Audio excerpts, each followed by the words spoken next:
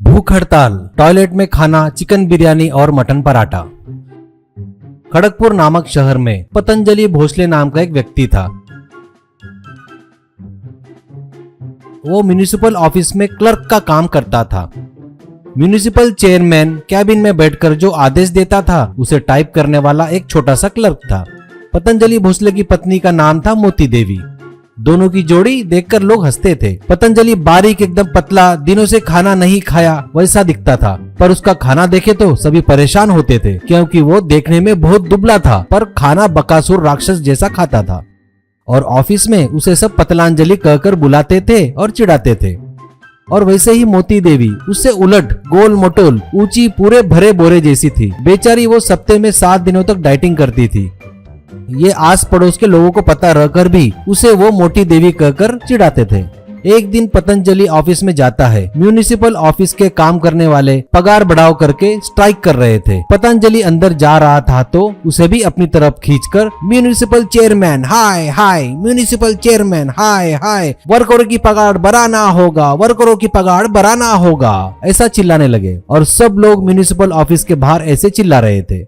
तब पतंजलि चुपचाप अंदर जाने की कोशिश करता है। तब वहाँ के लोग उसे जबरदस्ती खींचकर कहते हैं, तो कितना भी चेयरमैन का पर्सनल होगा पर तू भी म्युनिसिपल ऑफिस का एक यूनियन एम्प्लॉय है, इधर आ करके उसे हाथ में एक डंडा देकर वहाँ बिठा देते हैं। वो स्ट्राइक 1 हफ्ते तक चलता है, फिर भी चेयरमैन उनके पास नहीं आया।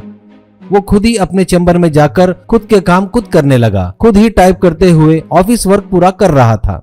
तभी यूनियन लीडर प्रताप वर्मा, ऐसा नहीं चलेगा, हम में से एक को आमरण उपोषण के लिए बैठना पड़ेगा। जब तक मैनेजमेंट अपने पास आकर अपनी डिमांड पूरी नहीं करती तब तक एक बूंद पानी भी न पीकर उपोषण करेंगे। जरूरत पड़ी तो अपनी मांगों के लिए मरना पड़े तो भी हम तैयार रहना होगा।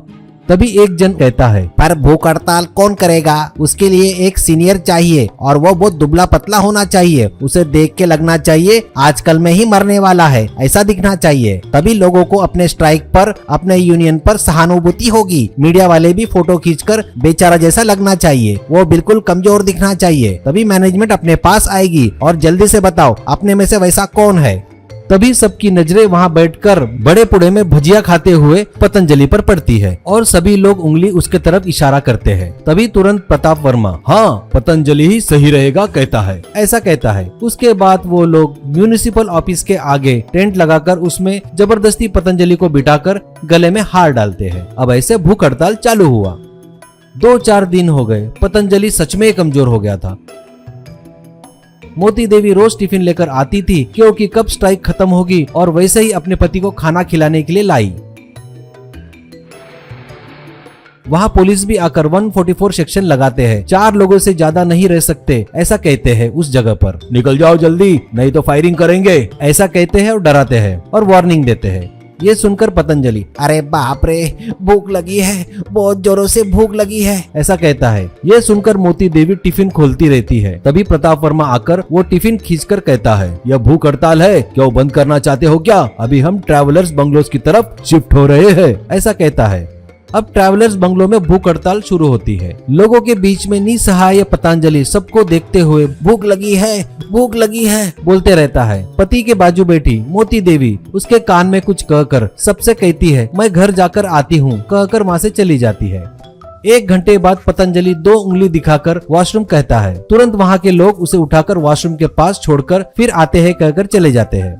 पतंजलि वॉशरूम में जाकर कुंडी लगाता है और कमोड पर बैठता है। तभी बाहर साइड में खड़ी मोती देवी एक रस्सी की सहायता से वेंटिलेटर में से टिफिन उस वॉशरूम में छोड़ती है।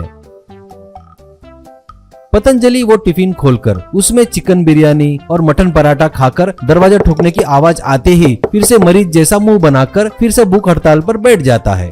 वैसे ही शाम को फिर से टिफिन जम के दबाकर खाता है। अब बोलता है, तुम्हें जब तक करना है कर लो भूख हड़ताल, मैं तैयार हूँ, कहकर जम के सो जाता है। तब आखिर में चेयरमैन आते हैं और पतंजलि के काम की प्रशंसा करते हैं और सभी की सैलरी बढ़ाते हैं। पतंजलि अब सबका हीरो बन गया था।